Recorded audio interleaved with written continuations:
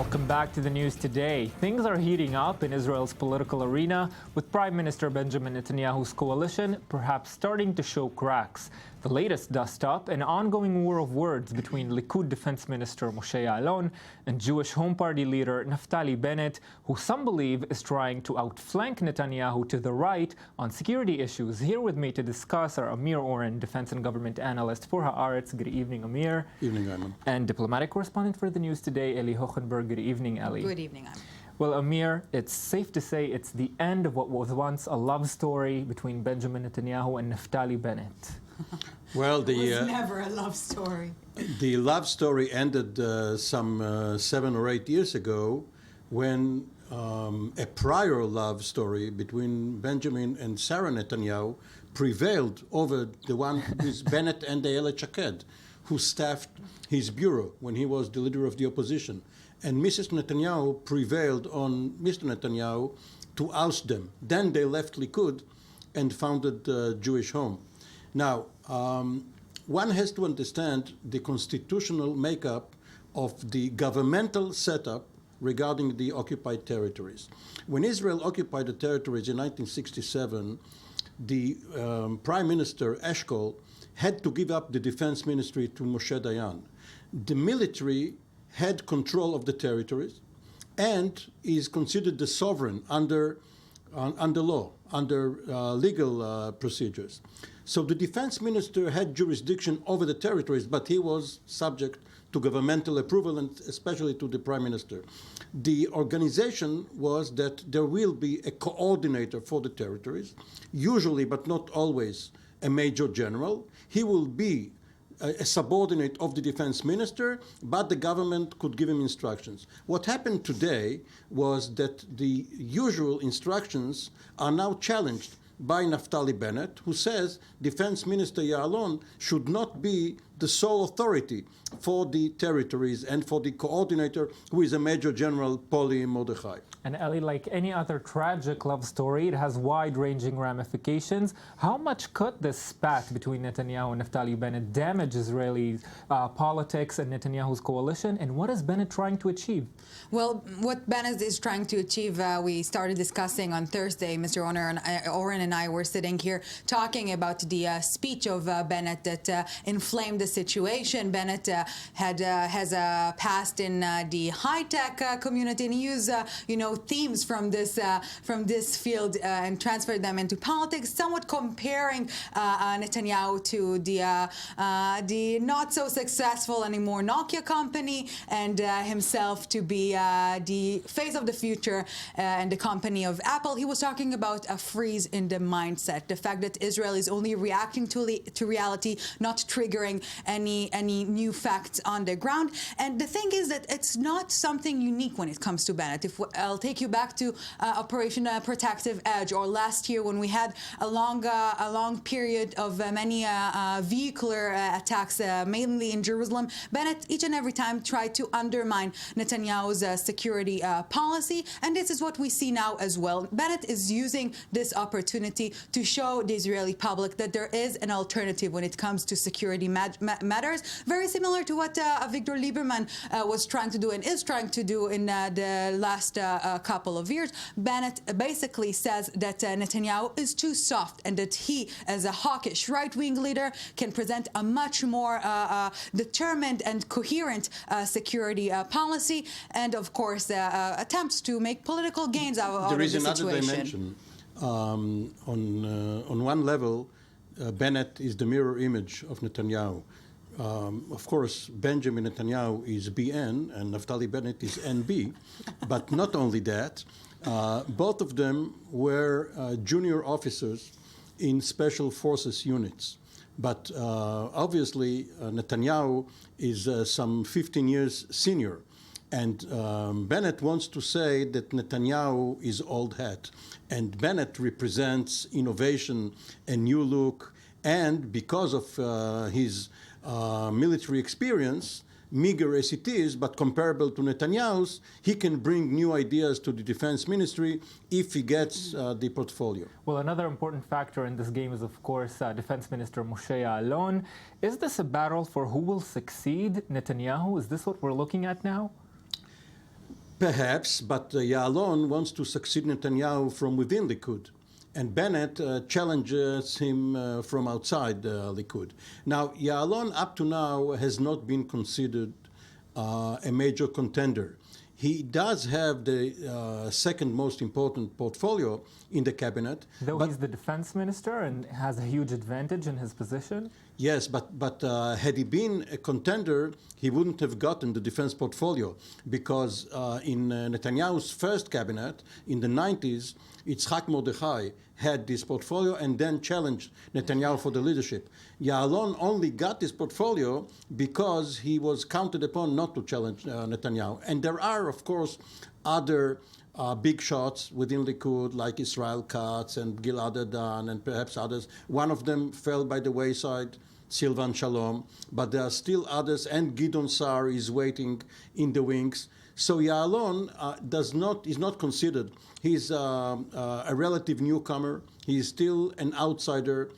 His roots are in the Labour Party or Labour movement at least. So he is looked at quite suspiciously by Likud stalwarts.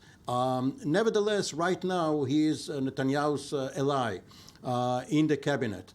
And because the settlers are against him, following the evacuation of the invaders of these two homes in Hebron, they find themselves in a united front, Ya'alon and Netanyahu. Well, Ali, speaking of unition, what this seems to show is how much crisis in Netanyahu's coalition is all the fact possible. Exactly. We're talking about, possible the next elections and who will be the runners for the premiership. But at the moment, the razor-thin coalition of Netanyahu is very unstable, and the recent events only show us how delicate the situation really is. We had several coalition members threatening not to follow according to the coalition rule, not to vote in favor of several motions, very important motions that are expected to be put forward tomorrow, such as the transparency bill. They must talk about the transparency bill. But the thing is that part of the coalition negotiations between Netanyahu and Bennett back then was that a committee of ministers dealing with settlement will be established, and this is something that did not happen. So now the Jewish Home Party, Bennett's party, is waving this card ahead of him, and as we see now, there's a chance that such a committee will be established in order to avoid such a problem within the coalition. The last thing Netanyahu needs now is for moves or motions to be brought down by his own members of the coalition, because he has enough problems from the outside. He wants to keep everything as calm as possible. But these are really empty threats. Eli is right, and we will see this committee being established. Everybody will be happy. But even if not, these are empty threats to bring down the coalition, because those members of Knesset, like Bezalel Smotrich from Bennett's party, even if they abstain or go abroad, they will not bring down the government. The opposition needs 61 votes, and there are no defections. There are only protest moves, but there are no defections from the coalition to the opposition. But another sign that we saw today was the fight between Netanyahu and Transport Minister Israel Katz. You reported on it, yes, on this Uber thing. So up to now, it was Netanyahu Uber alles within Likud, no longer. Well, Amir Oren and Eli Hochenberg, keeping us up to date with Israeli politics. Thank you very much for joining me tonight.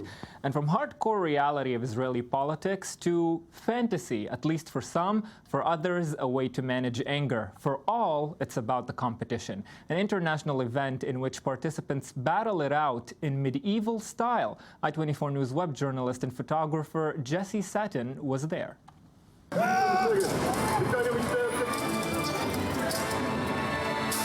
We are here at the 3rd Annual World Medieval Fighting Championships, the Israeli Challenge, held at Tel Aviv University, where 17 of the fiercest men and women from 10 different countries are fighting to defend their country's honor. The competition features combatants decked out with 14th century armor and weaponry, such as swords and axes. The knights use a combination of techniques, from mixed martial arts, fencing, and Krav Maga, among others. Hits to the back of the head, neck, back of the knee, groin, eyes, and feet are against the rules. But everything else goes. Each fight consists of 3 2-minute rounds with 1 minute of rest in between. At times, the fighting is so intense that not even the ring can contain the fighters. Various events are held in different countries around the world throughout the year. Members of the Israeli team have fought in events in the Ukraine, Austria, the Czech Republic, and more. Israeli fighter Ira Rogozovsky explains how this type of fighting has evolved through history and how she was introduced to it. I started fighting around 3 years ago. I was hitchhiking in Poland and a knight stopped to me. He told me about this sport and contacted me with a team of Israel. So here I am today. From historical point of view, it was not a sport. It was like way of life. You was going to crusade, killing people or dying by yourself. But now when it's become a sport and the Women's League is growing every year. Each year, the event becomes more popular.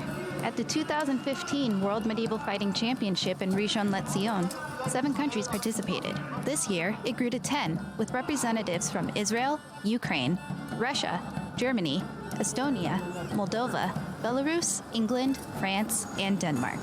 Pavel Zhunid, who represented England and won the lightweight category, tells I-24 News how the sport is growing in popularity. I think people are interested in some different martial art where you can see not only blood and piece of meat, where you can see something beautiful like armor, for example. When you see some roots with your culture, with your past. The event is not only something that appeals to fighters. There's an entire community of artisans, history buffs, costume designers, and musicians that enjoy delving back in time. Many of the participants design and make their own clothing for the events by hand.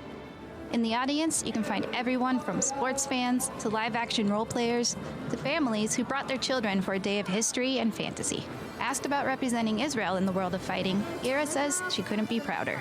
I'm really proud to fight for Israel, in Israel and abroad. I wear blue and white, I have Magen David on myself, and I feel that I represent in my country in the best way I could.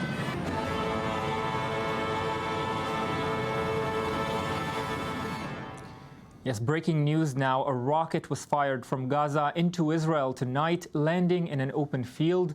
No injuries or damages were reported. According to reports, Hamas members have evacuated the group's headquarters in the Strip in anticipation of an Israeli response. And in the West Bank, just moments ago, a shooting took place. According to preliminary reports, 1 Israeli was lightly injured. We will keep you posted as updates come in.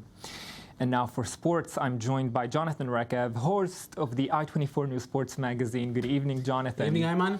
Well, Jonathan, it's the second week of the Australian Open. What have we learned? That means second week means that the top seeds are now facing tougher opposition. Take world number 1, Novak Djokovic, the defending champion. Big favorite to win it again. He had to go through 5 grueling, enduring sets before he did eventually make it to the quarterfinals. But Gilles Simon from France took him all the way, took him to 5 sets. At the end of the day, Novak Djokovic is a better player. He made it through, but it's going to be tougher and tougher for the top seeds. Novak Djokovic, as we said, is through.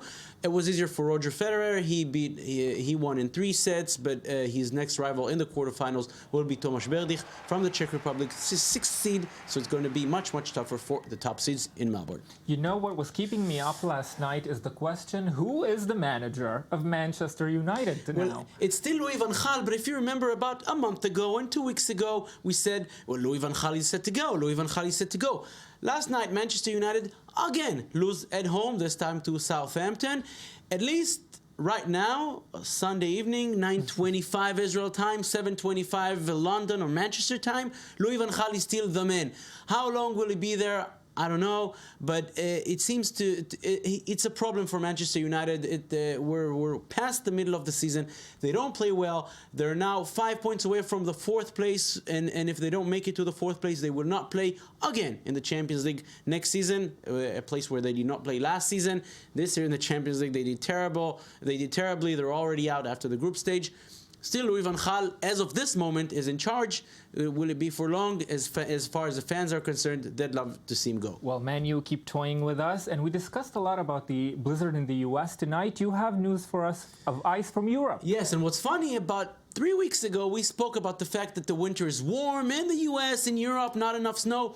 That's all gone. You spoke of the blizzard. Look at the images coming from Switzerland, from the lax snowboarding events, freestyle, slopestyle snowboarding. That's what it's called. Plenty of snow there, and the prizes here are the biggest ever paid in winter sports. The winner here wins $75,000, and this is one event. And this is, of course, yes, we hear in tennis or in football that the big stars take much more. Winter sports are not as wealthy as the other big sports, but $75,000 for the winner is a lot of money. And this is coming from another Switzerland. visit to the U.S. to the news today worth $75,000. Jonathan Regev, thank you very much. Jumping to change you on the seat. Well, join Jonathan now. The news today is done for tonight. Good night. Thank you for being with us.